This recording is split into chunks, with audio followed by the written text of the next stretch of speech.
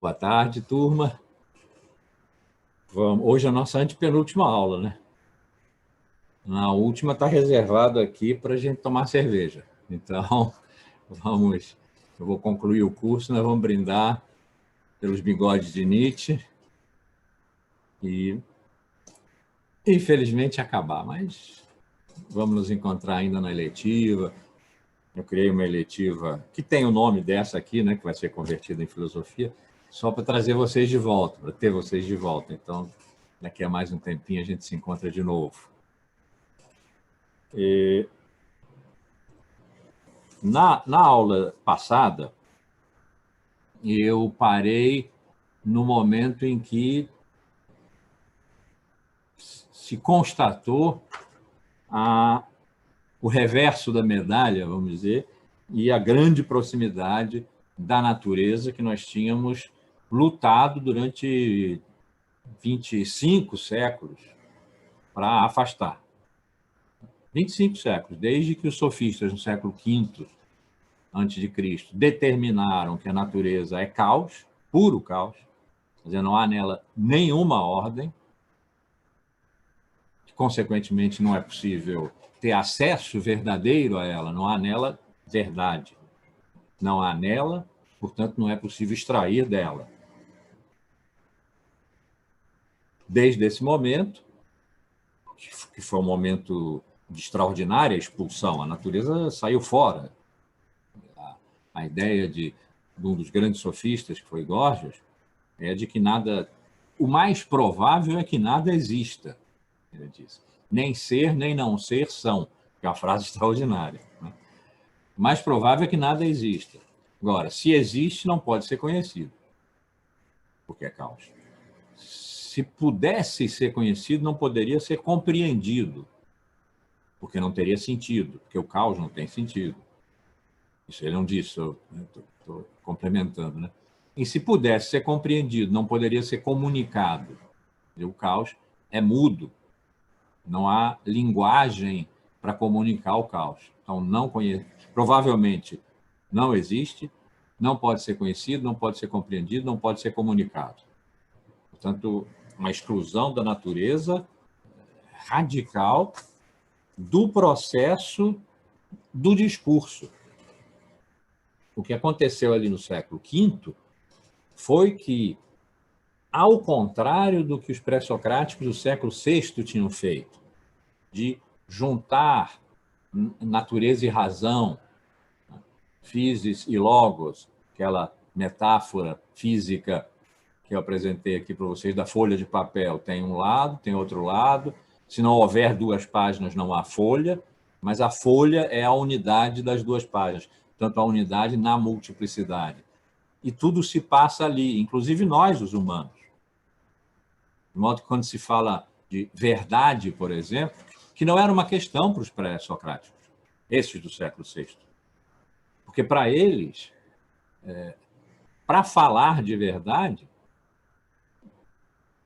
só tinha um jeito, que era compreender e acompanhar desveladamente, quer dizer, curvar-se com desvelo, com atenção, sobre a natureza que se mostra e se esconde, que vai e vem como as marés, maré alta, maré baixa. A maré alta é muita água e pouca terra, a maré baixa é muita terra e pouca água. Mas sempre a água e a terra estão ali, estão juntas, não há maré se não houver os dois. Então, verdade é esse processo, vamos chamar de natural, processo da própria physis. Physis, que depois foi traduzido por natureza, é, no entendimento dos pré-socráticos, a força cósmica, no sentido de equilíbrio, beleza, harmonia. É a força que faz aparecer tudo, que põe tudo na presença e mantém aí. É a força da multiplicação de tudo, de haver tudo. Ela tanto mostra quanto esconde. Há um fragmento de Heráclito que, bem pensado no século XX, porque a tradução que foi dada foi natureza ama esconder-se. É uma tradução ruim, péssima, aliás. E Heidegger foi, no século XX, um dos maiores filósofos do século XX, e um grande intérprete dos pré-socráticos para a sua vida, pensando os pré-socráticos gregamente, tentando pensar gregamente, pré-socraticamente os pré-socráticos, ele propôs uma interpretação que daria uma tradução inteiramente diferente, que é physis, quer dizer, a força que no seu brotar faz aparecer tudo, com essa mesma força tende à ocultação. Quer dizer, mostrar e esconder são dois movimentos que se pertencem, uma vez que só pode aparecer o que está oculto. E o que está aparecido pode se ocultar e dessa ocultação voltar a aparecer, como as marés. Né? Essa metáfora das marés ainda das que eu inventei para entender a natureza da verdade para os pré-socráticos, é que mais se mantém. Porque junta as duas coisas, água e terra, nunca estão separadas, assim como logos e physis, aparecer e esconder, estão sempre juntas. A verdade, portanto, é natural, num sentido pré-socrático, ela é da physis, é a physis que faz como força de dar, de mostrar, de pôr na presença, de multiplicar, tanto aparecer quanto esconder. Só pode ser ela. E nós com ela. A ideia de que nós, humanos, não façamos parte desse movimento de dar e reter, de mostrar e esconder, que nós não façamos parte disso, que nós estejamos fora da natureza, fora do movimento de aparecer e desaparecer, de velar e desvelar, da physis, nós fora, olhando de fora, usando a nossa inteligência particular, pessoal, individual, em relação à natureza, que é todo o movimento de tudo que há, como se nós não fizéssemos parte de tudo que há, não é de modo nenhum uma ideia dos pré-socráticos, dos grandes pensadores do século VI, na cabeça dos quais Heráclito e Parmênides, de que eu falei rapidamente aqui, que são aqueles de quem nós temos um número maior de fragmentos. Talvez nós tenhamos um número maior de fragmentos porque eles tenham sido os mais importantes, mais poderosos, instigadores dos pré-socráticos, ou ao contrário, nós achamos que eles são os mais poderosos porque nós temos o maior número de fragmentos deles, mas esse é o fato. E neles, nesses grandes pensadores do século VI, a ideia de que verdade seja alguma coisa da ordem do discurso individual, do discurso de alguém, de um sujeito, uma palavra que não se usava na época. Sujeito é uma palavra moderna, mas a gente pode hoje, anacronicamente, dizer, né? O discurso de um sujeito, que a verdade pudesse ser o discurso de um sujeito, de um eu, de qualquer uma e um de nós, né? Não passaria pela cabeça, que seria uma aberração completa para um pré-socrático. Isso quer dizer, um que compreendia o movimento do real como uma maré que vai e que vem, como um aparecer e desaparecer, e nós com ele, nós nesse movimento. Os sofistas, no século V, racharam a unidade das duas páginas, rasgaram a folha. Então, quando Górgias diz, o mais provável é que não haja nada, e Protágoras, o outro grande pré-socrático, eu ia dizer complementa, mas não é propriamente uma complementação, mas para nós a gente pode ver como um complemento. Ele diz, o homem é a medida de todas as coisas, do ser das que são e do não ser das que não são. O que é que eles estão dizendo? Tudo está concentrado agora no Logos, e o Logos é a razão. Não é mais a força cósmica que reúne tudo que se apresenta, que se mostra e se oculta. Não, é a razão. E o que é que restou para a natureza, então? A não razão. Isso significa a desordem, a desarmonia, o desequilíbrio, o caos. Onde não há ordem, não há verdade. E a razão, portanto, a faculdade humana individual da razão, não chega na natureza. Essa foi a máxima desqualificação, expulsão da natureza. Depois houve rearranjos, filósofos, Platão, Aristóteles, né? Não, de fato, a natureza é caos, mas tem em si alguma coisa que nos permite chegar lá e ordenar. A ordem não é da natureza, nós ordenamos pela razão, mas há uma ordenação possível. Não há ordem prévia, mas há uma ordenação possível. E aí as ideias e as cópias, a forma e a matéria, a substância, tem tudo aquilo por que a gente passou aqui.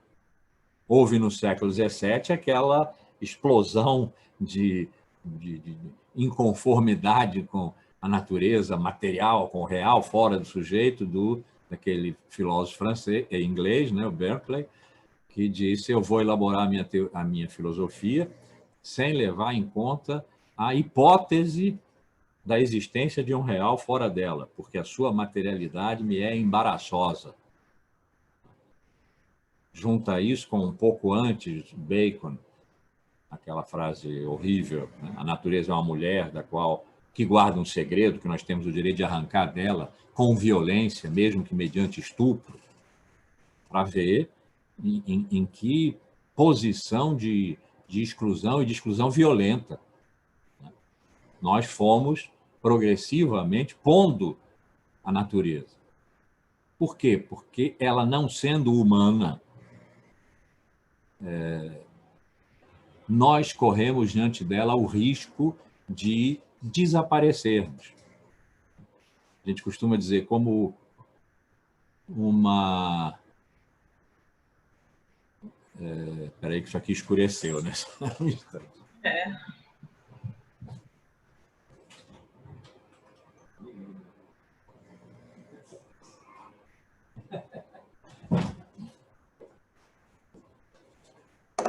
Pronto, fez-se a luz.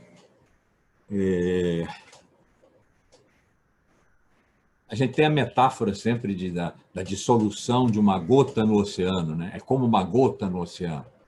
Não há gota no oceano, só há gota fora. Vão ao oceano com um conta-gotas, colham uma gota e pronto, aí vocês têm a gota. Gota só existe separada. Agora, deixem a gota cair de novo no oceano, e onde está a gota? Não existe mais. O oceano é a total indiferenciação, né? É uma massa de água que não é a composição de gotas, uma mais uma, mais uma, mais uma, mais uma. Não é isso o oceano. Então, mais ou menos assim para nós. Para nós, humanos, o esforço de nos mantermos na nossa humanidade, que já está agora definida como racionalidade, que a natureza não tem. Para nos mantermos na nossa humanidade, nós temos que nos extrair do oceano. Nós temos que ser gota. A gota está no conta-gotas. Nós não queremos voltar para o oceano. Nós não queremos nos indiferenciar. Queremos manter a diferença. Significa manter a identidade.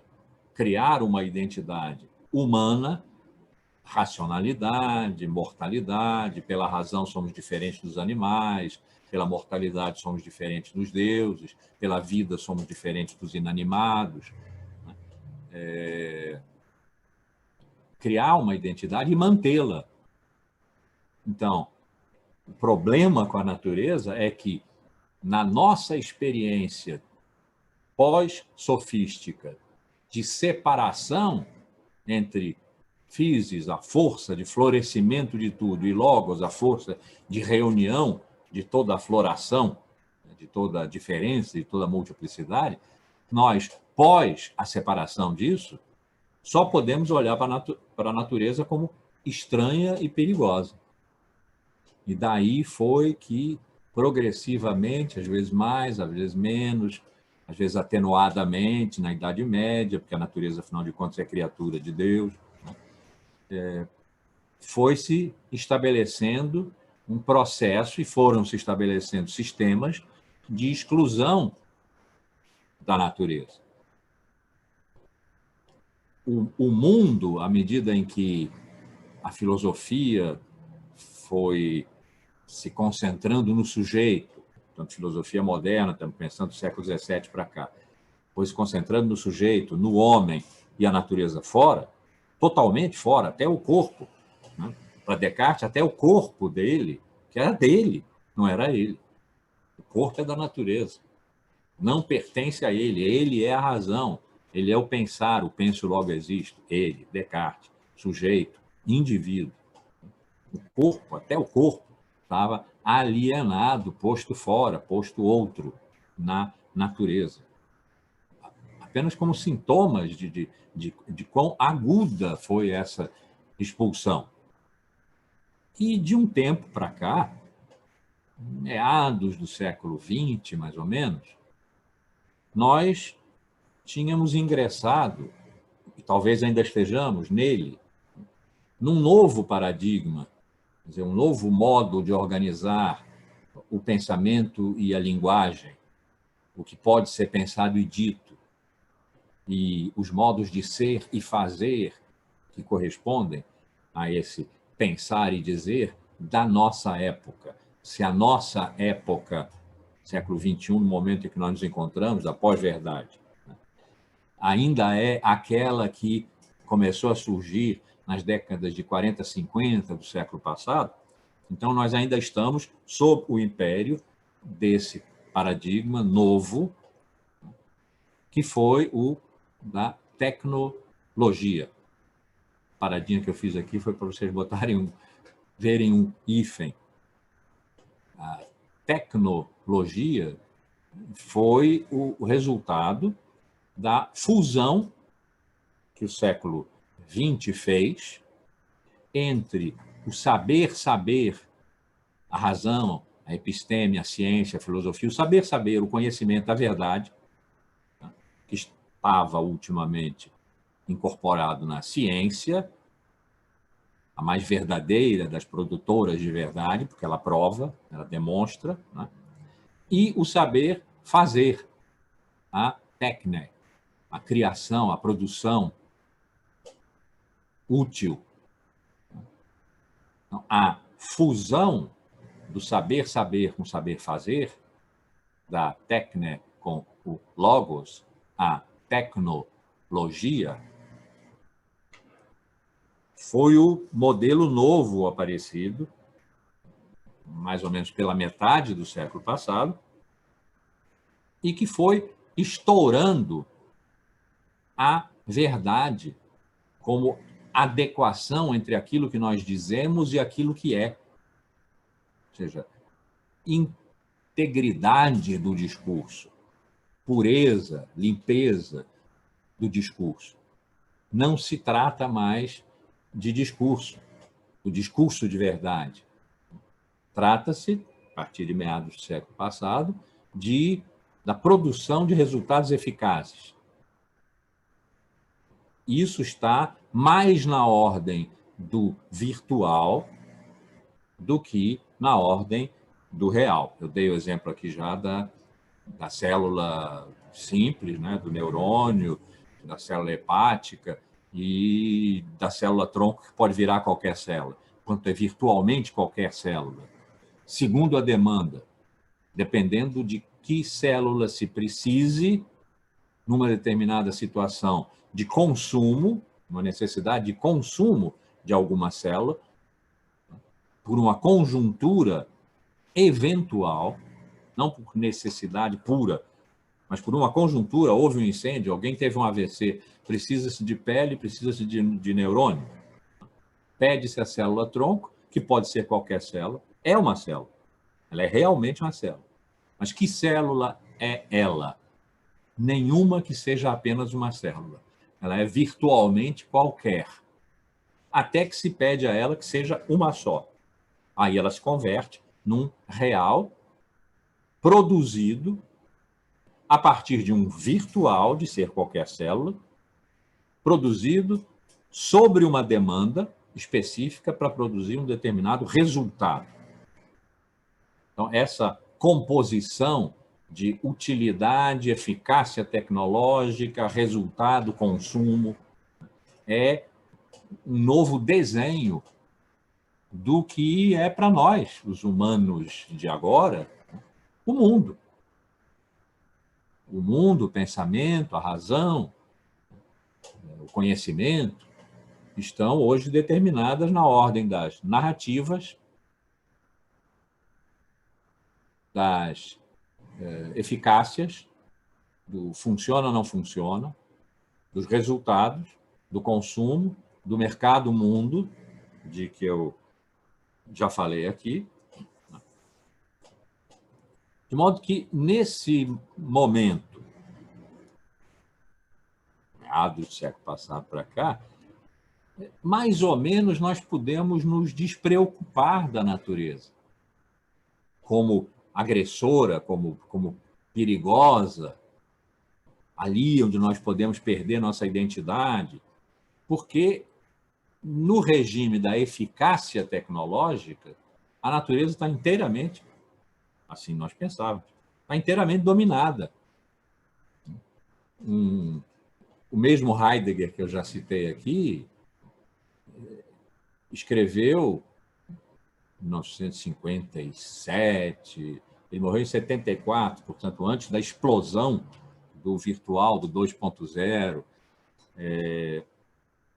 um ensaio, a questão da técnica, em que ele expôs isso, a essência da técnica moderna. Ele não deu o nome de tecnologia, essa palavra eu estou usando nesse sentido que eu propus a vocês agora. Ele dizia a essência da técnica moderna. A essência da técnica moderna já está dominando o homem e a natureza, de tal modo que ela obriga o homem a só ter com a natureza uma relação, a relação de exploração, que exige da natureza só uma reação, que se ponha disponível, a disponibilidade. Disponibilidade como matéria-prima, como energia. Então, a captura da natureza pelo domínio da técnica já estava em andamento há tanto tempo, desde o meio do século passado, e agora para nós já há tanto tempo, são 60, 70 anos, que, como disse lá Heidegger, não seria impossível que um dia nós acordássemos e verificássemos que o mundo todo agora é técnica. A planetarização da técnica teria encerrado finalmente esse jogo nosso com a natureza, porque nós próprios teríamos nos convertido em artefatos técnicos. Não mais o sujeito que conhece pelo uso da razão, que decifra, que vê sinais, que procura sentidos, que tem uma determinada ordem de transcendência, quer dizer, de se perguntar o que é isso, que sentido tem isso.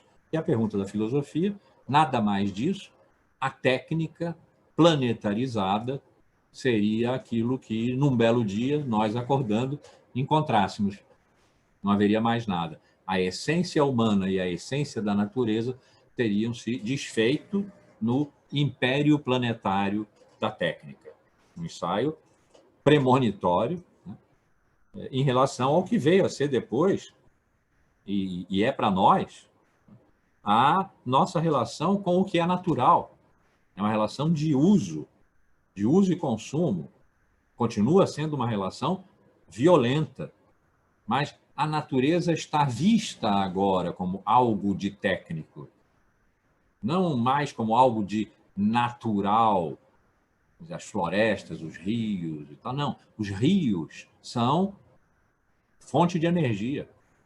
A preservação da limpeza das águas é porque elas são fonte de energia e pode se tornar escassa. E, ao se tornar escassa, vai paralisar a nossa vida. Assim, as florestas, a floresta amazônica. A floresta amazônica é uma coisa maravilhosa como coisa natural. No entanto, como é que nós nos relacionamos hoje para defendê-la? Ela é o pulmão do planeta. Ela tem uma utilidade. Ela exerce uma técnica que é de respiração.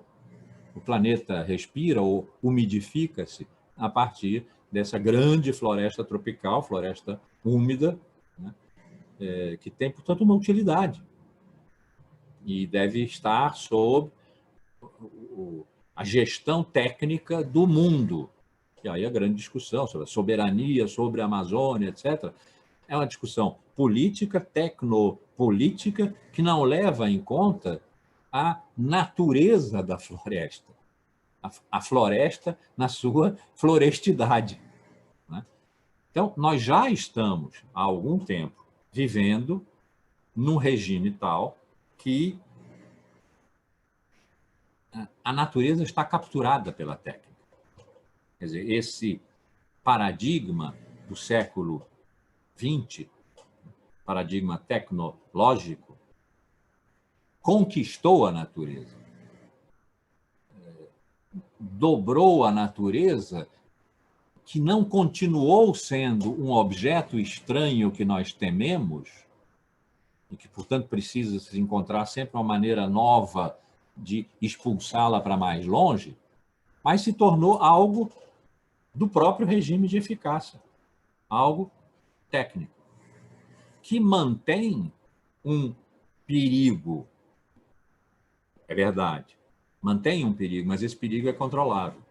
O perigo que a natureza mantém é a sua impureza, mas ela pode ser purificada. Vamos pôr isso num exemplo. Metaforicamente, eu gosto de dizer que nós colocamos o mundo em estado de laboratório. Isso quer dizer, a ciência, quando veio a assumir o trono da verdade, fez isso, pôde fazer isso, porque saiu da relação viva com a natureza e pôs a natureza no laboratório como variáveis de experimentos, variáveis dependentes, independentes, vírus, bactérias. Aí mata o ratinho, bate na cabeça do ratinho para extrair uma determinada substância. Tudo isso tem que ser feito com extrema asepsia. Quer dizer, a natureza natural tem que ficar fora. Ela não pode estar dentro do laboratório. Se quebrar uma janela e o ar entrar, tem que parar o experimento, ele ficou impuro, porque a natureza entrou. A natureza, vista do ponto de vista da ciência triunfante desde o século XIX, a natureza é uma fonte de impureza no que diz respeito à verdade, primeiro, quando ainda se tratava disso, ou à eficácia na produção de resultados, mais recentemente, de meados do século passado para cá. E nós temos, então, que purificar. Fecha tudo, veda a janela, limpa tudo, né? E começa de novo agora sem a presença da natureza. A natureza está substituída por simulacros, por simulações de natureza, que são, por exemplo, bactérias, reagentes químicos. Tudo isso é natural, está lá na natureza. Mas quando está no laboratório, está sob controle técnico. Não está presente como a natureza se apresentando. Prazer, natureza, pode abrir a porta, eu quero entrar. Não, não entra. Aqui você não entra. Por quê? Porque aqui nós conhecemos você. Aqui no laboratório, nós conhecemos você, sabemos quem você é, dizemos a verdade sobre você. E se você vier participar desse processo, sujou. Aí nós não podemos saber a verdade sobre você. Olha que, né, paradoxo extraordinário. A gente só pode saber a verdade da natureza se a natureza estiver excluída do processo da produção da sua própria verdade. Então, esse regime em que a natureza já está dominada, o domínio sobre ela já está incorporado ao regime tecnológico, ao regime da eficácia tecnológica, das virtualidades, das simulações e simulacros do real, um real que perdeu substância, perdeu interesse, perdeu credibilidade, não se trata mais disso. Perguntar ao real aí fora o que ele é na sua essência. Não se trata mais disso. Trata-se de operações de operações eficazes para produzir resultados desejados. Ou seja, praticamente uma conversão do mundo em uma operação mercadológica para satisfação de necessidades, de demandas. Então, nesse momento, quando nós estávamos o mais relaxados possível em relação ao perigo que a natureza,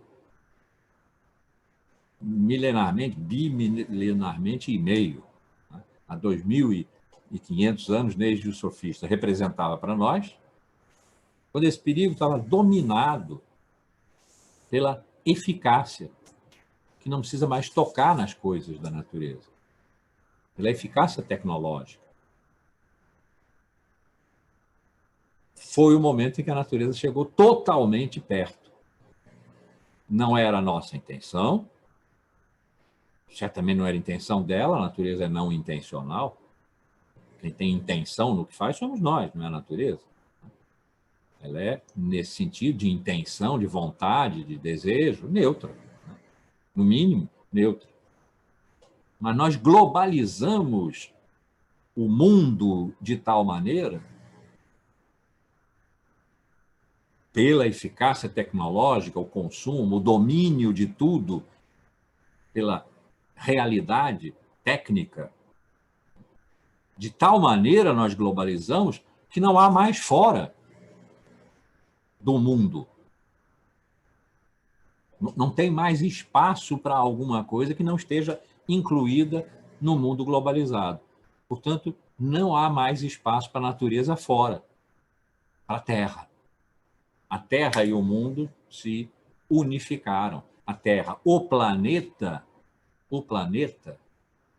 ente natural por excelência, um astro que tem florestas e mares e continentes, geologicamente falando, geograficamente falando, astronomicamente falando, a natureza real, a Terra, o planeta, como uma realidade diferente de nós, os humanos, não encontra mais espaço para si. Ele está dentro do mundo. O mundo globalizado inclui agora a Terra como seu território, como seu terreno, seu terreiro. É pela Terra, pela natureza, que nós andamos, fazemos nossas viagens, nossos investimentos de tempo, de lazer, de trabalho, de negócios.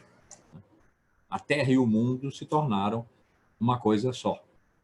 Esse foi o momento em que a revelia dela e a nossa revelia, a natureza chegou tão perto que encostou, e esse encosto não podia ser suave, porque, de repente, o que nós não somos, o que nós não quisemos ser durante 25 séculos, se pôs no lugar do que nós somos, tocou no que nós somos e nos fez sermos diferentes. E quem fez isso foi o vírus.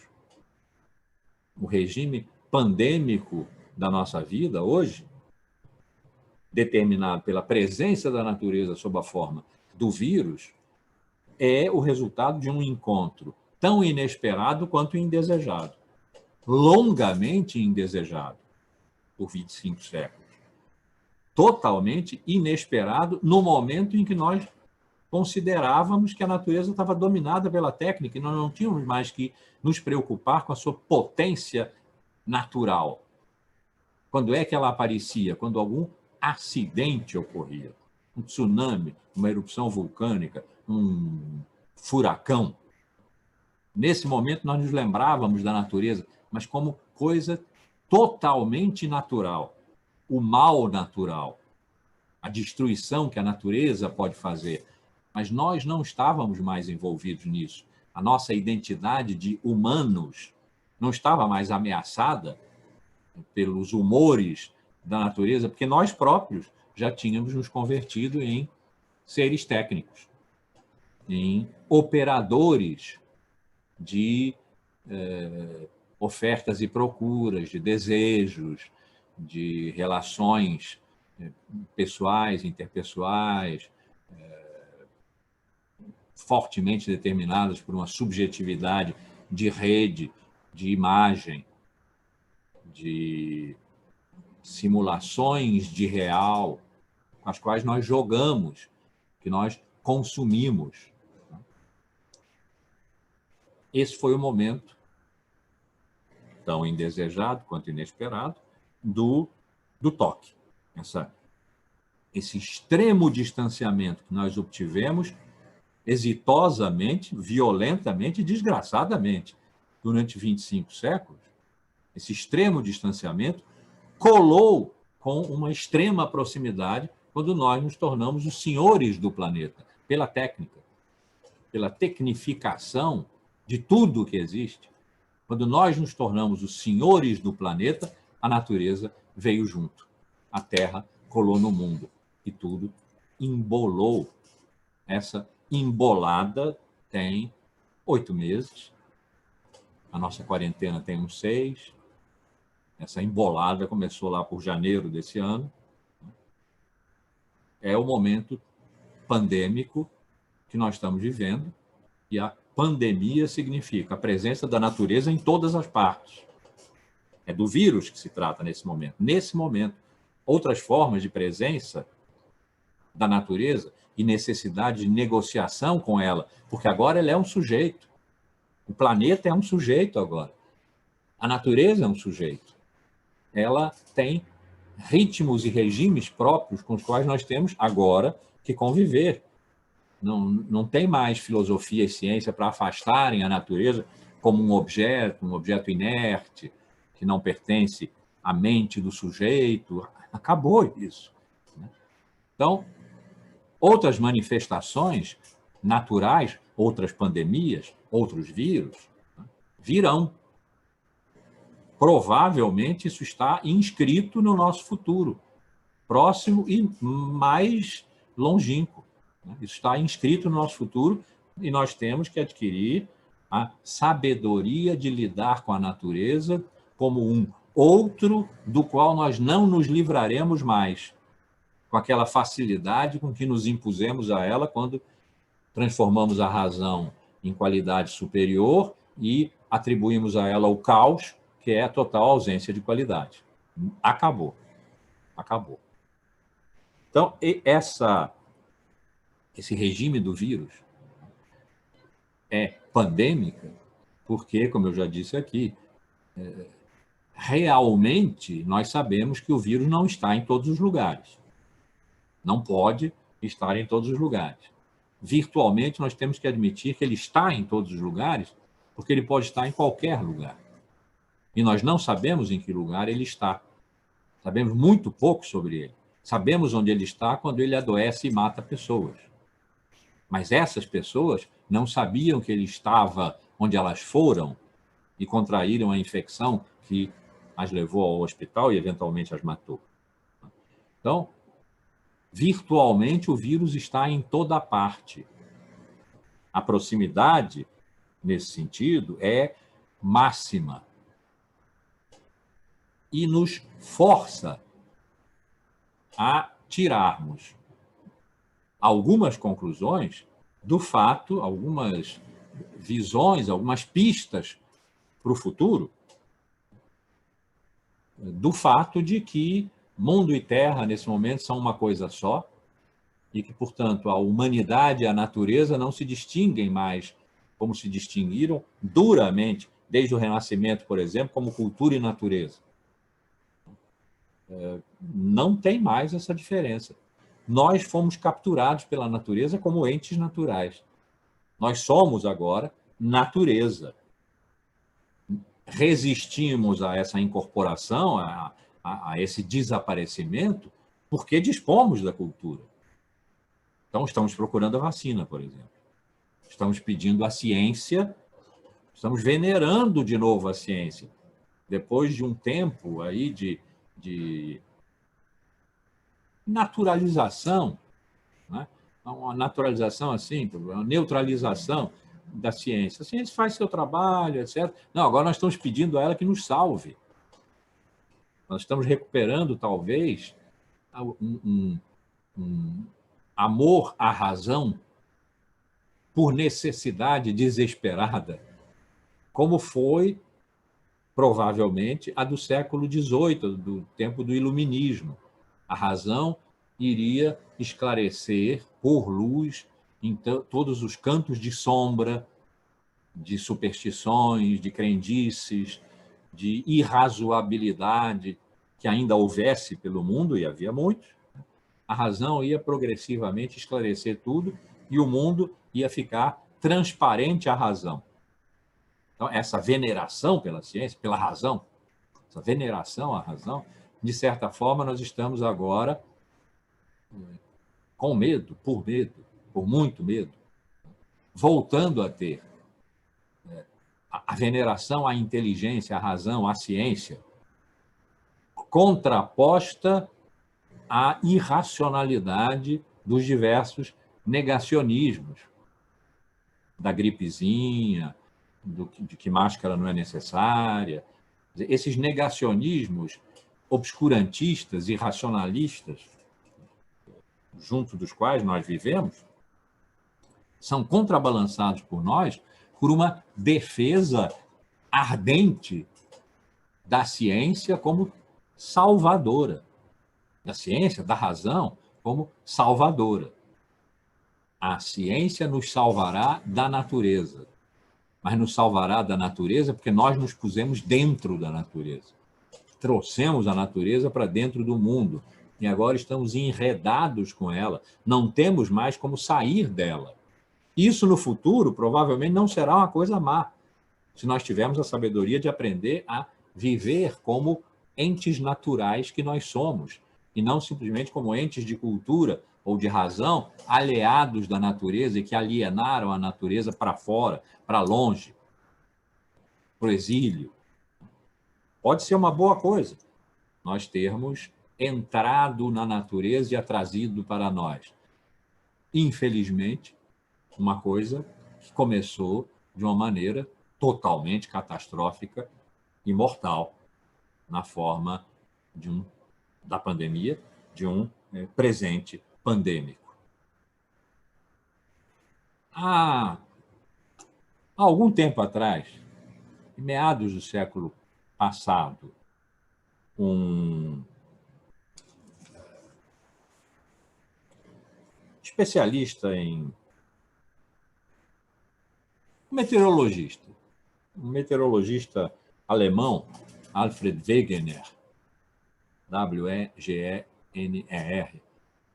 Alfred Wegener, propôs cientificamente uma ideia que no século XVII já Bacon, o tal do estupro, tinha levantado como hipótese, sem base observacional naquela época.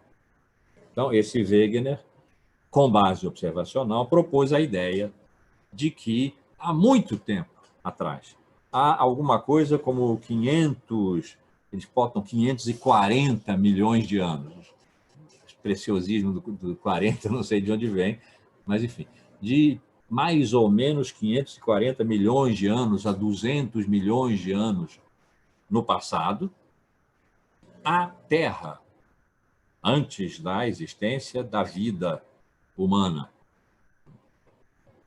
a Terra foi uma só. O nome disso, a Terra uma só, é Pangeia. Geia, a Terra, né? Geia, Gaia, a Terra, Pan, total, uma só. Cercada pelo oceano. Então, a Terra estava no centro da Terra, toda a Terra, os continentes, a matéria, estava no centro da Terra, cercada por água como se fosse uma gigantesca ilha. Como a Terra boia, os continentes, eles têm uma deriva sobre a água milimétrica, mas de vez em quando se trombam e fazem coisas como o tsunami lá da Ásia. A Terra foi se separando. O que nós hoje conhecemos como os continentes e que uma vez estiveram há 540 milhões de anos, até 200 milhões de anos atrás, segundo essa hipótese, reunidos numa massa de terra só, foram se separando. E os oceanos foram ficando entre a Terra, entre as terras, os continentes. Uma separação que se deu a partir da África, do que hoje é a África, que era o núcleo, essa grande massa de terra. Dali se destacou a América do Sul. Basicamente, ali, o que faz limite com a África é o Brasil. Dá para juntar num jogo de quebra-cabeça, dá para encaixar o litoral do Brasil com o litoral ocidental da África, né? Da África também se destacaram para cima a Eurásia. Dali derivou o norte da Europa e o continente americano, norte-americano. E como é que se sabe disso? Porque, por exemplo, há uma cordilheira de montanhas na África com uma determinada constituição geológica, de materiais, por exemplo, o tipo de pedra daquela cordilheira, a inclinação, por exemplo, uma inclinação das montanhas, dos picos para a direita. Do outro lado do oceano, encontra-se a mesma coisa. Cordilheira, com a mesma inclinação, constituída pelas mesmas pedras, os mesmos estratos geológicos, o que seria isso multiplicado pelo mundo, né? Do lado direito, lado esquerdo do mundo. O mundo é redondo, o lado direito, o mundo é redondo para quem sabe que a Terra é redonda, tem gente que acha que não. Isso se multiplica, né? Então, estou pensando da África para o Brasil está do lado esquerdo. Mas se nós pensarmos lá em cima, na Sibéria, para o norte, Alasca, né? Então, a relação é outra. Houve ali, aparentemente, um estreito em que a Terra era contínua e que depois se desfez. Isso explica fauna e flora num lado e no outro, sendo, no entanto, lados opostos do mundo. Então, essa ideia, que é cientificamente demonstrável, naturalmente não é todo mundo que está de acordo com isso, né? Mas é uma ideia engenhosa, cientificamente demonstrável, estratigraficamente, geologicamente demonstrável, de que há muito tempo atrás a Terra esteve toda reunida num lugar só e depois se separou. Pode ser, poderia ser um modelo para nós pensarmos o que, ao contrário, está acontecendo agora. Por ação humana agora, porque, depois disso, a humanidade, a espécie Homo, apareceu na África e foi se especificando e migrando, né? E hoje somos nós, uma humanidade, mais de 7 bilhões de pessoas pesando sobre o planeta. E o planeta reagindo a essa presença. Bom, e o que é que nós fizemos? Recompusemos a Pangeia. Não como rejuntamento de toda a Terra, massa, Terra, num lugar só, mas tecnologicamente, no regime da pantécnica, no regime pantécnico, em que a técnica abrange a totalidade do planeta, domina, põe a serviço, à disposição, a totalidade do planeta, nós encontramos de novo uma unidade da Terra, que está hoje geograficamente separada em continentes, como há muitos milhões de anos está. Esses continentes têm movimento, de vez em quando se aproximam, a placa tectônica da Índia se aproximou do sudeste da Ásia e deu aquele tsunami, né? Então não sabemos quanto a um futuro muito muito remoto de novo, algumas centenas de milhões de anos, o que é que vai acontecer. Mas, nesse momento, na ordem da nossa existência tecnologicamente gerida, guiada, nós fizemos do mundo, de novo, uma Pangeia, uma terra só, da qual nós somos um dos, e apenas um dos, habitantes. Os vírus também são habitantes dessa terra única em que nós hoje convivemos com eles. Habitantes privilegiados em relação a nós, porque eles não são seres vivos. Eles são material genético, mas eles não são seres vivos. De modo que quando a espécie Homo sapiens sapiens um dia desaparecer, os vírus vão continuar por aí. E para só falar nesses dois, nós e ele, o vírus. Nós, hoje, coexistimos. Nós habitamos a mesma Terra, que passou a ser uma só, voltou a ser uma só. Não no sentido massa do termo, mas no sentido planeta, no sentido habitação, ocupação, no sentido do ethos, o sentido originário, radical dessa palavra, que depois deu ética, os valores, etc. Mas o sentido originário é o modo de habitação humana entre aquilo que nós, humanos, não somos. Nós habitamos a Terra, nós habitamos o mundo segundo ethos diferentes nas diversas épocas. O ethos atual, nosso modo de habitação, é o técnico. Esse modo de habitação reuniu tudo segundo um regime de eficácia tecnológica, de domínio planetário da técnica, e hoje a mesma Terra é habitada por nós e pelos vírus. A Terra, a natureza, esteve por muito tempo suficientemente afastada para não representar para nós um perigo real, esse que nós estamos vivendo agora. Tinha o perigo imaginário da nossa dissolução nela, não sairmos da selva. Hoje ela representa um perigo real, ela é esse perigo real, porque nós suscitamos esse perigo. Pelo império tecnológico, pela planetarização da técnica, nós trouxemos a Terra para dentro do mundo. Naturalizamos o mundo, no sentido de que fizemos dele um pedaço da natureza. Uma parte, um enclave cultural na natureza, da qual esse enclave faz parte e não é mais uma exceção, uma retirada, uma saída do outro lado da ponte. Não, nós estamos dentro agora, nós e o vírus. Nós e os vírus estamos dentro do mesmo lugar. Por isso que ele está aqui. E aí?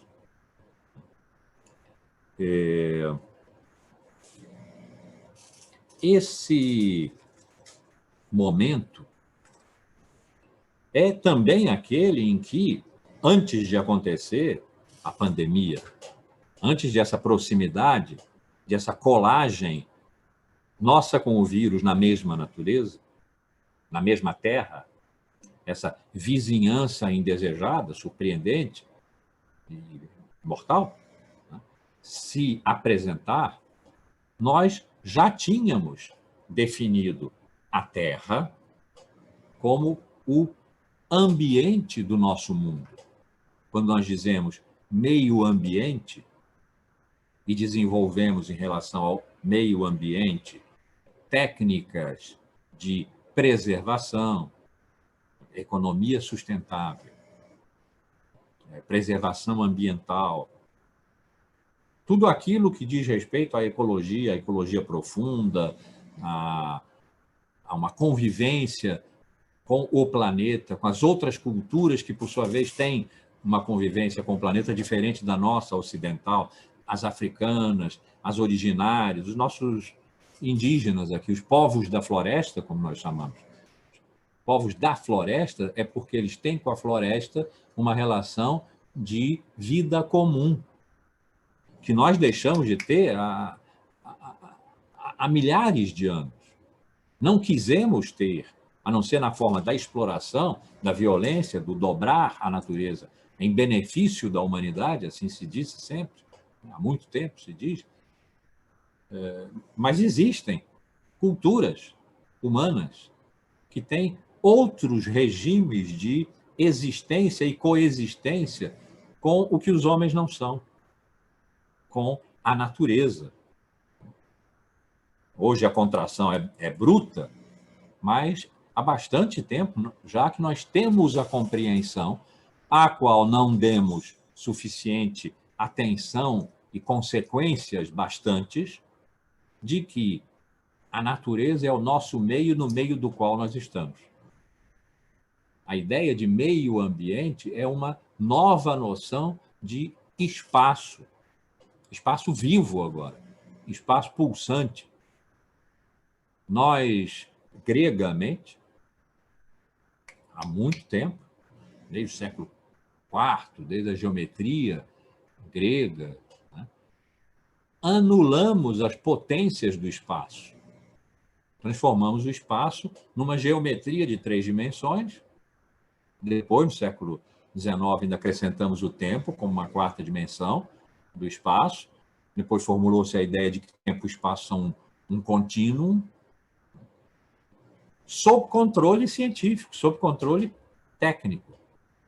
De tal modo que a nossa sala 126, que um dia nós vamos conhecer juntos, pode ter lá dentro uma turma com seu professor, sua professora, tendo aula, pode ter trapezistas de circo, pode ter um elefante, pode estar vazia. Ela sempre continuará sendo aquele espaço em 3 dimensões. Ele não deforma, reforma, conforma, informa aquilo que o ocupa.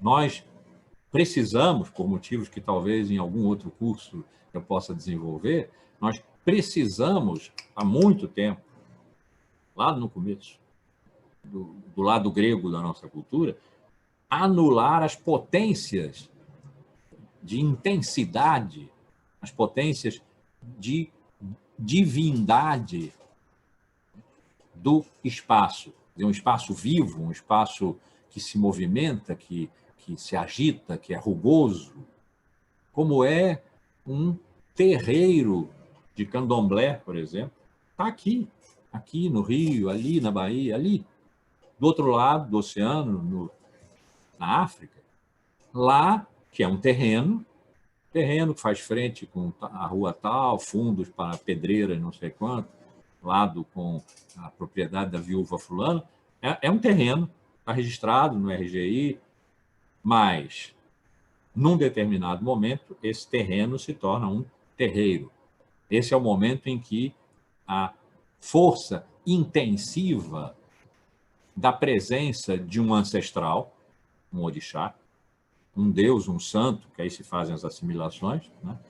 A presença intensiva torna intensiva, não a extensividade do terreno, que pode ser medido, 50 metros para frente, 14 para os fundos. Não, a intensividade de investimento de um deus, de um orixá, de um antepassado, de uma força atávica, antiga, ancestral, torna aquele terreno um território, um terreiro, onde a natureza é venerada. Existem terreiros em que, para começar a bater tambor, tem que se pedir licença à árvore que ocupa o centro desse terreiro, que é abraçada. Isso nos parece exótico e primitivo. No entanto, agora, em que nós entramos na natureza pela porta mais difícil de entrar, pela porta da morte. Quando nós entramos na natureza, de repente, podemos começar a olhar para essas outras culturas que convivem com ela em harmonia. Ah, bom, mas não tem o nosso enorme desenvolvimento científico, tecnológico, etc. Não tem. Vamos negociar o tanto e o tão pouco, né? Porque alguma coisa muito ruim aconteceu com todo esse enorme desenvolvimento científico, tecnológico, etc., nosso, que não aconteceu lá com essas outras culturas. Por outro lado, nós obtivemos com a nossa cultura resultados e gozos de vida que eles lá não têm. É necessário encontrar agora maneiras de conviver com a natureza que sejam também maneiras de conviver com as outras culturas que diferentemente convivem com a natureza. Então, é isso que o termo, a locução meio ambiente, que nós usamos há muito tempo,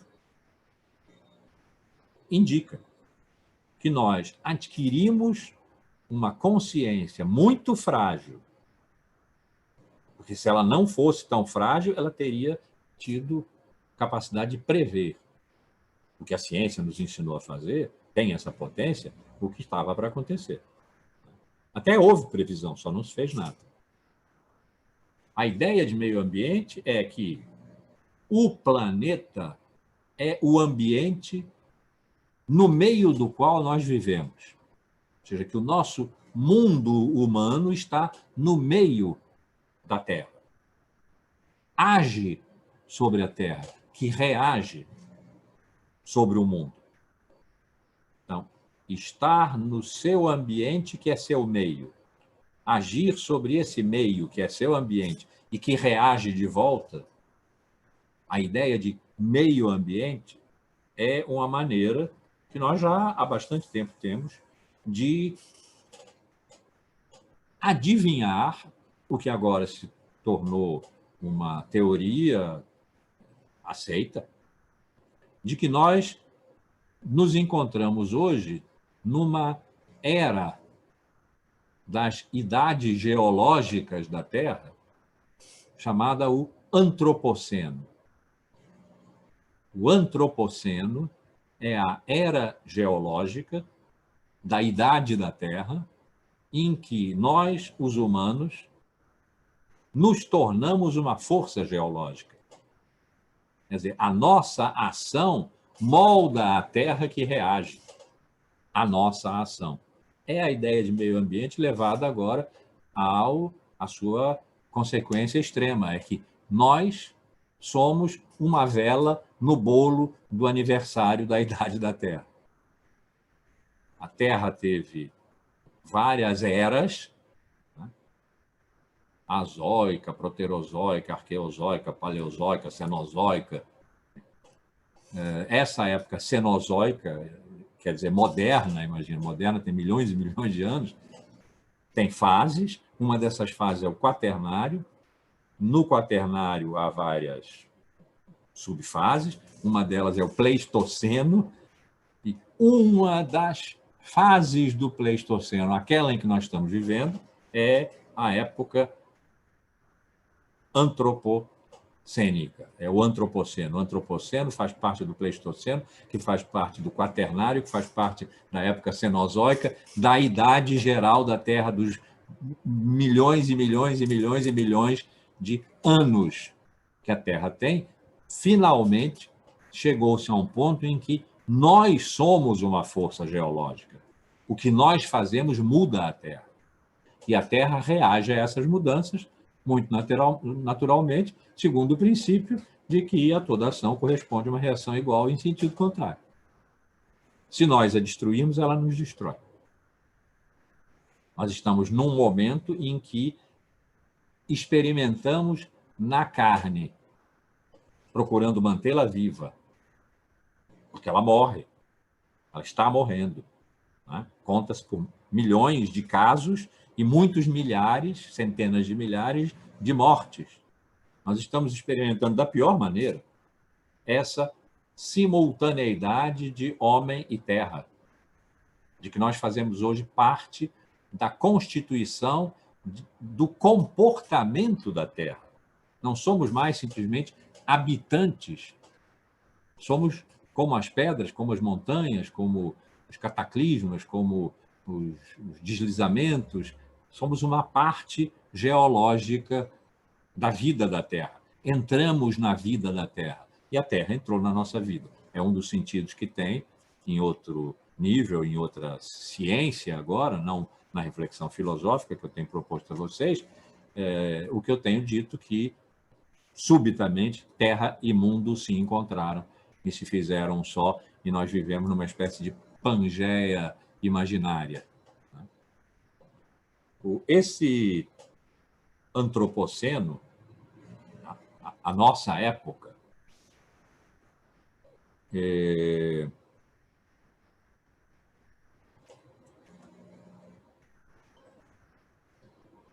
nos explica, eu estou procurando um verbo que explica, não é um...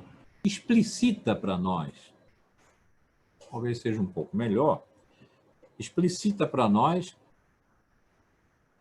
um movimento de rotação da Terra e do mundo em relação à Terra, movimento de rotação que nós fazemos quando viajamos o globo.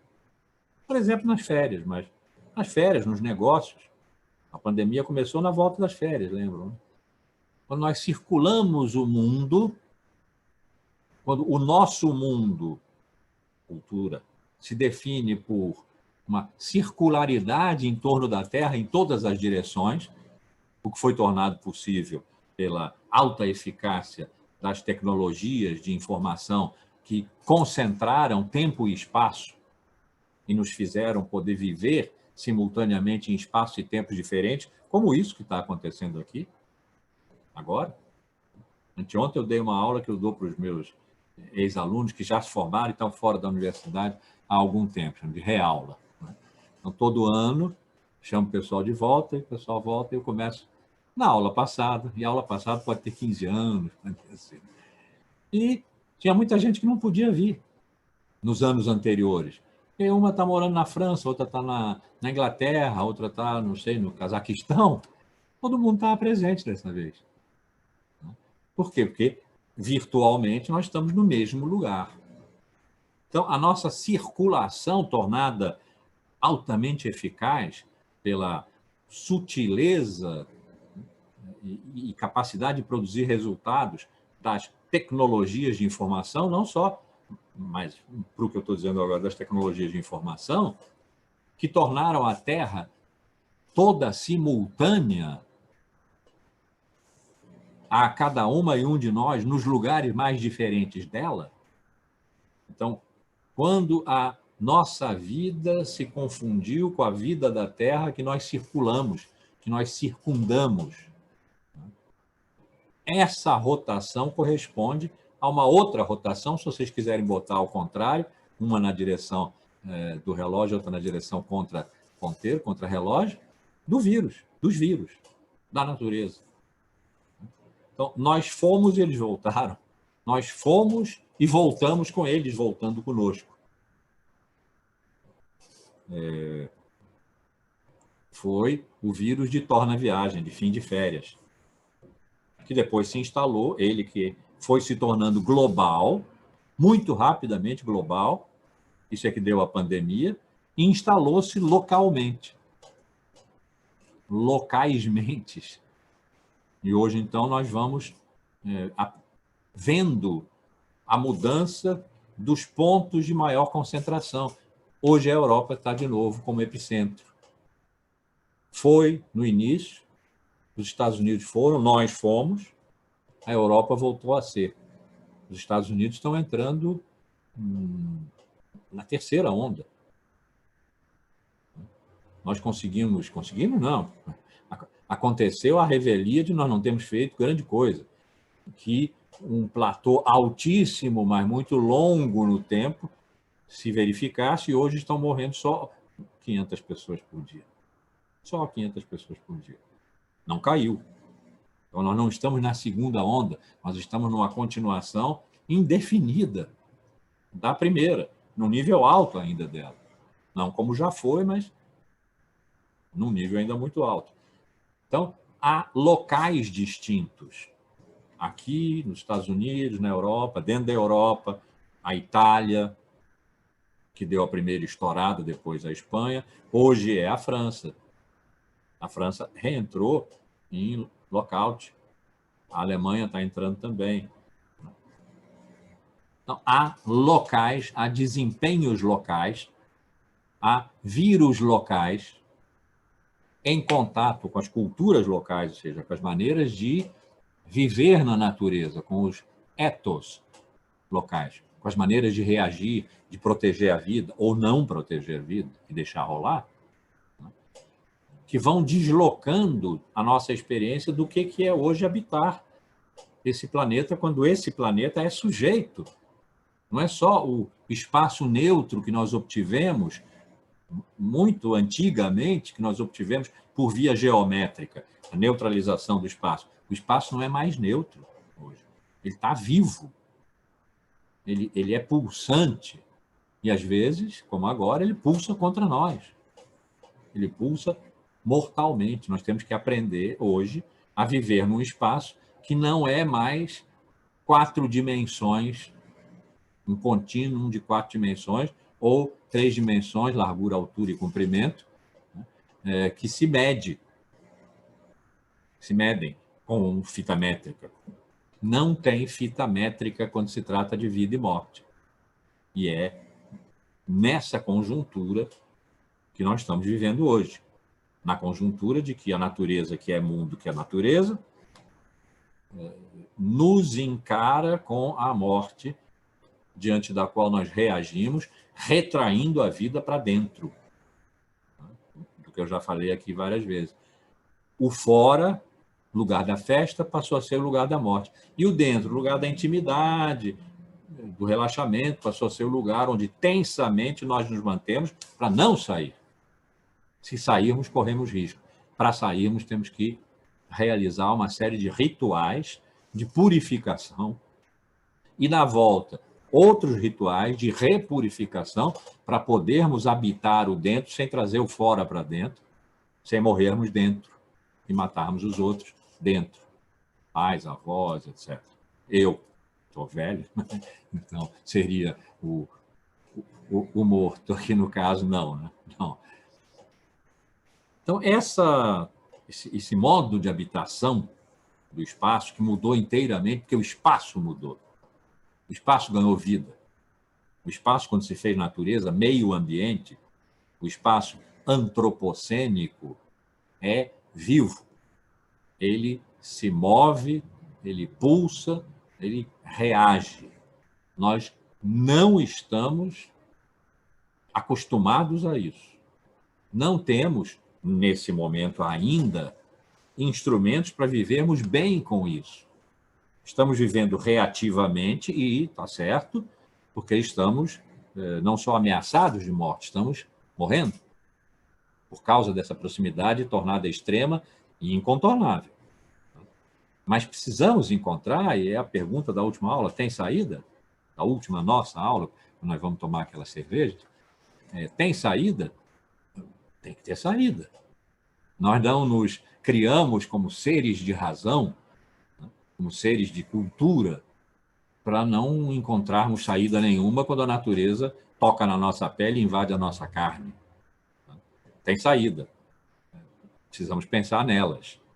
Mas, no momento, nós estamos vivendo como quem foi acuado no fundo do beco. Como se não tivéssemos saída. Por isso, estamos vivendo reativamente. Nós fomos passear e, na volta, alguém veio passear conosco. Naturalmente. Nós fomos a lugares onde o vírus estava.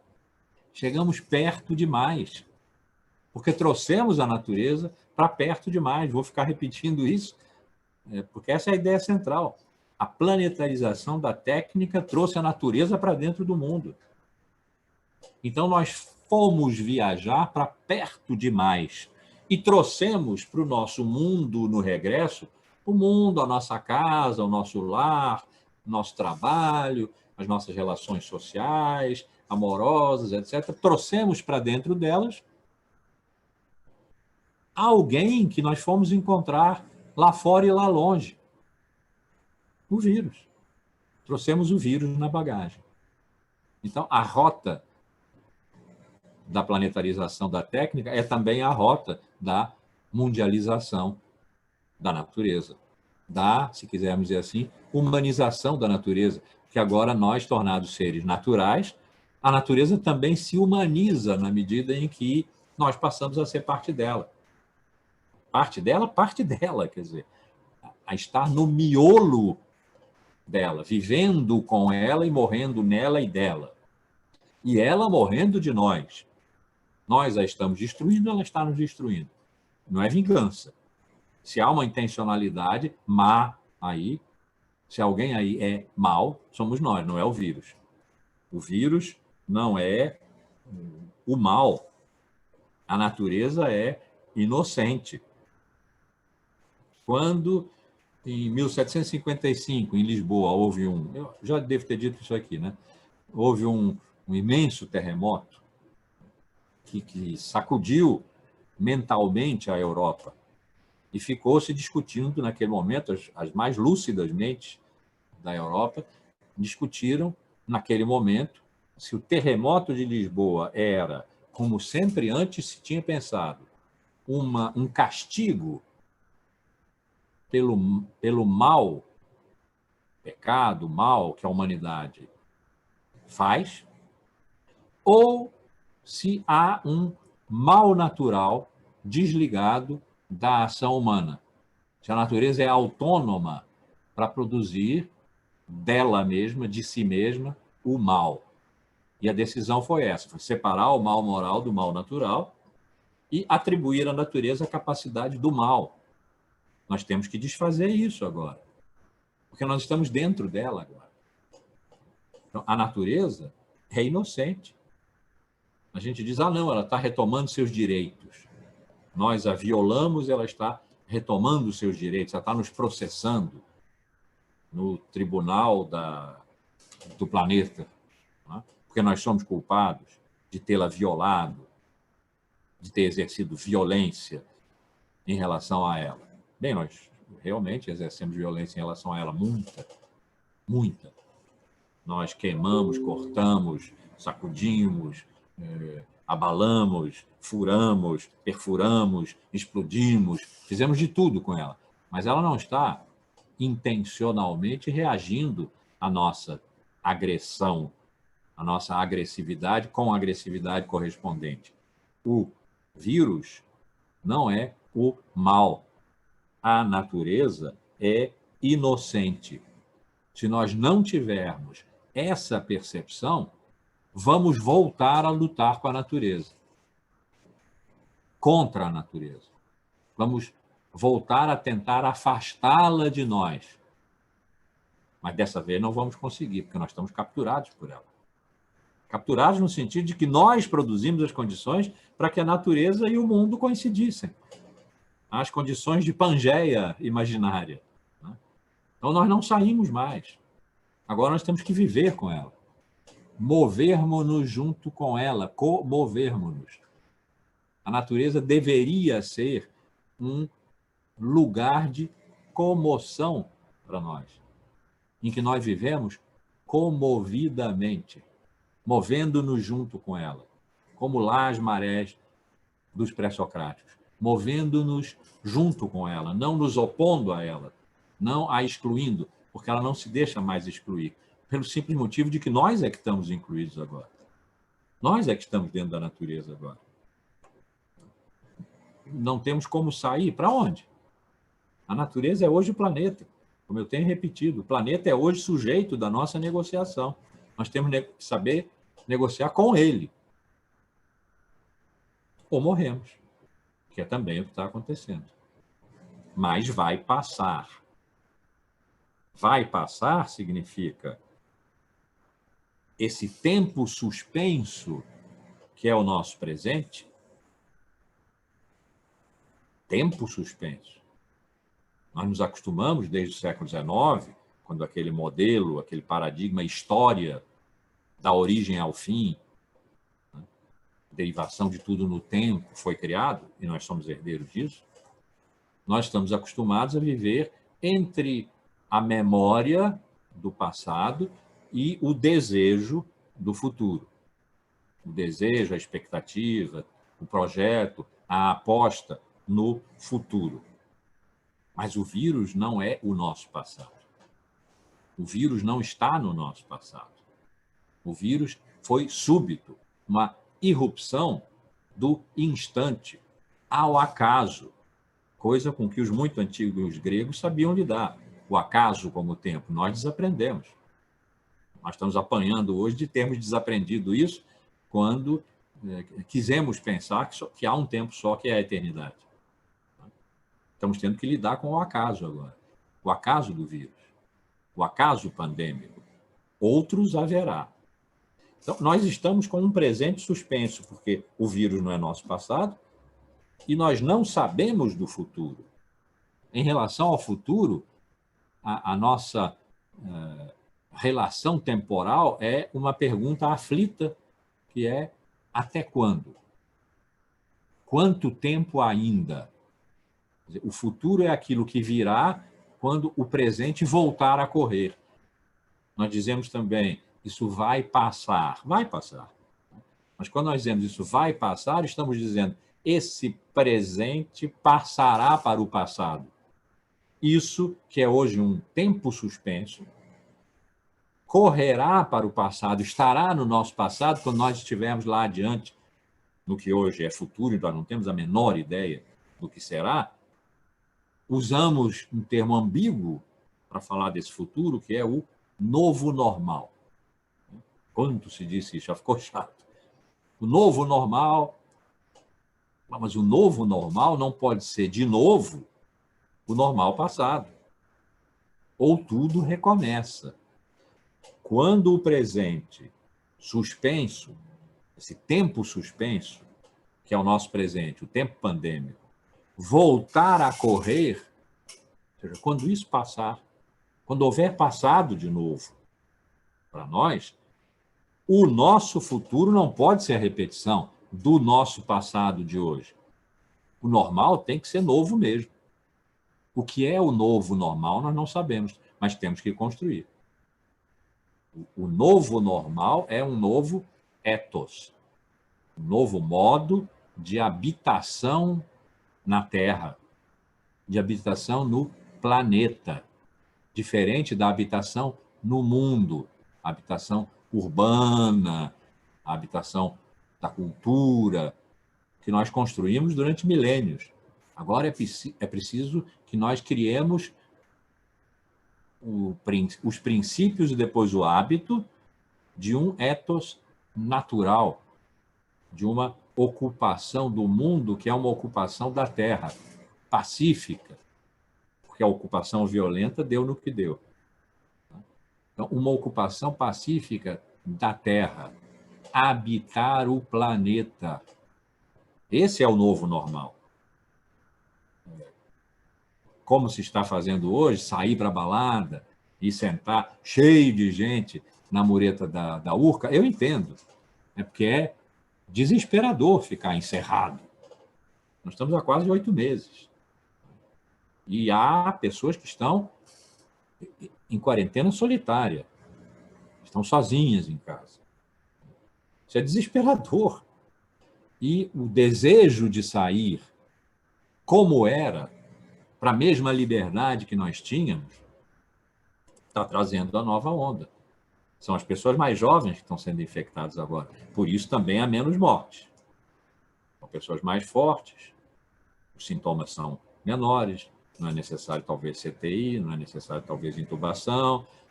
A medicina já aprendeu coisas, sabe como tratar aqueles determinados sintomas, mas o fato é que os casos que estão aumentando são casos de pessoas jovens, dos 25 aos 40 anos, por aí. As pessoas que estão saindo para o antigo normal, para como era, porque como era bom, mas era bom mesmo. Alguma coisa nós temos que aprender. Diante da iminência da morte, não é possível que nós, seres racionais e afetivos ao mesmo tempo, atravessados pela razão e pela amorosidade, em relação às outras pessoas, e agora precisa envolver a natureza, não sejamos capazes de encontrar belas e boas maneiras de viver de modo novo, de tal modo a que possamos afastar de novo a morte, que nós já estávamos acostumados a afastar. Nós nos acostumamos, há algum tempo, século XX, a morrer velhos. A velhice não era uma expectativa de 2 séculos atrás, que a gente chama de expectativa de vida, era razoavelmente curta. Foi no século XX que ela foi crescendo, crescendo, e hoje está acima de 70 anos, e as pessoas estão morrendo com 100, com mais de 100. Quando uma pessoa de 70 anos morre, a gente diz, puxa, mas morreu o moço, né? Antigamente, 70 anos era uma idade velhíssima, né? Então, essa experiência nossa, com a qual nós já estávamos acostumados, de que, é claro, a morte um dia virá, mas daqui a muito tempo, daqui a tanto tempo que é possível nós nos esquecermos de que vamos morrer como condição para podermos viver bem, não vivermos atolados na morte que carregamos à medida que vamos vivendo. Como sempre se diz, não, para morrer basta nascer, mas começamos a morrer quando nascemos. Biologicamente, isso é verdade, culturalmente já tinha deixado de ser. Quando se morre muito velho, com 80, 90 anos, 80 hoje é critério para prioridade em fila de avião. Maiores de 80 anos. Imagina, isso era inconcebível. Há muito pouco tempo atrás, porque a idade legal de velhice era 60. 60 e 65, dependendo de para que fosse. Agora é 80. Então, quando se vai morrer muito tarde, é como se morresse menos tempo. Como se a ciência estivesse nos prometendo uma sobrevida tão longa que era quase a mesma coisa que não morrer. Porque morrer lá um dia, mas um dia. Isso mudou. A rigor, nesse momento que nós estamos vivendo, não é errado dizer, não é um exagero hiperbólico, dizer que a morte está a um dia de distância. Porque basta uma saída errada. Nós só vamos saber daqui a 14 dias. Mas ela terá sido contraída, a morte terá sido contraída de um dia para o outro. Então, ela está sempre a um dia de distância se nós não nos acautelarmos, nos aquartelarmos no nosso centro de defesa, que é a casa, que é o dentro. Ela estará a um dia de distância. Então, esse tempo suspenso em que nós vivemos produz também um adiamento curto da vida. Nós já estávamos acostumados ao adiamento longo, ao adiamento da morte, à vida longa. Não é que nós agora estejamos condenados à vida curta, mas no momento pandêmico, a vida curta é uma realidade. É uma expectativa a levar em consideração e, em relação a ela, ter enormes cautelas. Então, o tempo suspenso, o adiamento curto da morte, esse medo novo que nos invade e que não é o medo de alguma coisa bem determinada. É um medo pânico. Pandemia e pânico têm a mesmo sentido, né?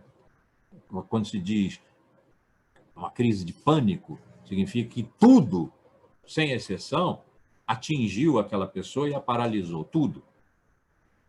Um som, a cor da tarde, o movimento na rua, tudo, que pan quer dizer tudo, tudo atingiu aquela pessoa e a imobilizou, a paralisou, a pôs para dentro. Então, a pandemia e o pânico têm essa mesma natureza de totalidade.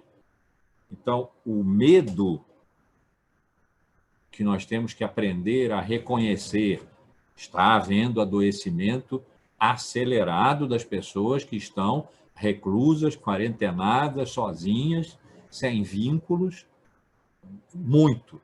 Está reconhecido pela ciência já como um fato. Então, encarar esse medo novo, que não é o medo de alguma coisa, uma doença, como a gente tem medo de câncer. Todo mundo tem medo de câncer. É outra coisa. O medo novo é novo porque o perigo está presente. Nós não estamos doentes, mas o perigo de estarmos e morrermos está a um dia de distância. A um dia e uma parede, uma janela fechada de distância. Então, Pangeia, meio ambiente, antropoceno, a nossa rotação no planeta, a rotação do vírus sobre nós, a nossa inclusão na natureza, em relação à qual não adianta reclamar, nós estamos na natureza. E, bom, nós somos finalmente seres naturais. Nós não vamos mais lutar com a natureza, embora nesse momento precisemos nos defender dela, como ela também se defende de nós. Nós temos essa consciência, ela não tem, mas é a mesma rota de confronto. Né? Nós temos que aprender aí o equilíbrio, aquele dos pré-socráticos, logos, physis. Né? Nós temos que aprender, mas agora no calor da vida e morte, de vida e morte. Não é mais teoria, simplesmente. Pensar hoje, quando pensar significa estar colado à vida, não mais montar grandes sistemas, como eu tanto tenho dito aqui, são maravilhosas coisas, pertencem à nossa história, serão revisitados sempre que a gente quiser e precisar deles. Né? Que Aristóteles fique lá para sempre, e sempre que a gente precisar deles, possa visitá-lo. Ele é magnífico, mas pensar hoje significa estar colado na vida, na tensão de vida e morte, e o pensamento ser a reflexão, quer dizer, o fletir, o dobrar para dentro, que o pensamento radical, aquele que eu ainda vou continuar chamando de filosofia, porque é um nome tão bonito, é uma palavra tão bonita, a filosofia precisa ser hoje, e precisa não como um projeto teórico, mas como um gesto de vida, um gesto vital. A filosofia precisa ser a reflexão de vida e morte, no concreto das nossas vidas comuns, segundo um ethos, ainda a criar, natural de habitação do planeta, em que, no momento, está tudo mudado. Porque o momento é o presente suspenso. É um tempo suspenso, e o tempo suspenso é aquele em que nós vivemos e morremos. É o presente. Sem passado, nós temos passado, claro. Nós conhecemos a história toda do nosso passado. Mas se o presente é efeito do tempo passado, o nosso presente não tem o vírus no seu passado. O vírus é súbito. É um flash instantâneo. É um acaso que irrompeu no nosso presente. Não foi um passado que se desenvolveu e deu aqui como efeito o nosso presente. O vírus não está no nosso passado. Então, o nosso tempo suspenso, o nosso presente suspenso, precisa aprender a lidar com o acaso, com o instante, com a natureza disruptiva do tempo, que por 2 milênios e 600 anos, desde os pré-socráticos, nós anulamos, porque o acaso é casual, não é causal, não sabemos lidar com a casualidade, porque a casualidade não tem lógica. Pois é, não tem lógica, mas é da vida. Isso nós temos que aprender ou reaprender, porque certamente já soubemos alguma vez, que outras parcelas da humanidade sabem. Não que a nossa seja ruim por causa disso, não. Nós fizemos excelentes coisas, grandíssimas coisas. Nesse momento estamos em risco. E temos que aprender uma coisa que, se já soubemos, desaprendemos há tanto tempo, que vamos agora ter que aprender tudo de novo, não como era e nós vamos nos lembrar, mas como precisa ser a partir de agora. Nós temos que construir um novo ethos, significa construir o nosso futuro, deixar que o presente flua para o futuro, não para um passado que nós vamos então recuperar, ficar aliviados e voltar a viver como sempre vivemos. Não. Não vai ser assim, ou não deveria ser. Bom, deu, né? Por hoje, deu. Então, ainda temos 2 aulas. Preparem os canecos. No dia 12, vamos brindar aqui pelos bigodes de Nietzsche. Infelizmente, não vamos poder bater os canecos. Ah, eu vou receber... Eu acho que eu já falei aqui, né? Que uma vez no Outback, quando eu estava ensinando pelos bigodes de Nietzsche, que é o brinde da filosofia vespertina, chamava-se SE2 na época, os 2 meninos que estavam ensaiando o brinde, um atravessou o copo do outro e quebrou os copos, foi uma coisa. E que isso foi filmado e tinha na internet, tinha em algum lugar. E eu nunca mais achei, mas agora uma das minhas alunas do antigo, né, que teve na aula de anteontem, na reaula, disse que tem, vai me passar. Eu vou mandar para vocês verem que engraçado que foi. Não vamos poder fazer isso, né? Essa batida, mas vamos chegar tão perto da tela quanto for possível e vamos nos despedir alegremente, amorosamente, porque a gente vai voltar. Isso vai passar, nós vamos voltar, vamos estar juntos e na 126, quem sabe na complementar de teoria, comunicação, globalização e sociedade tecnológica 1, que é o nome que essa matéria de vocês tem, mas que vai virar filosofia, porque é o que ela veio a ser, né? O que ela foi de verdade. Então, bom, paramos aqui.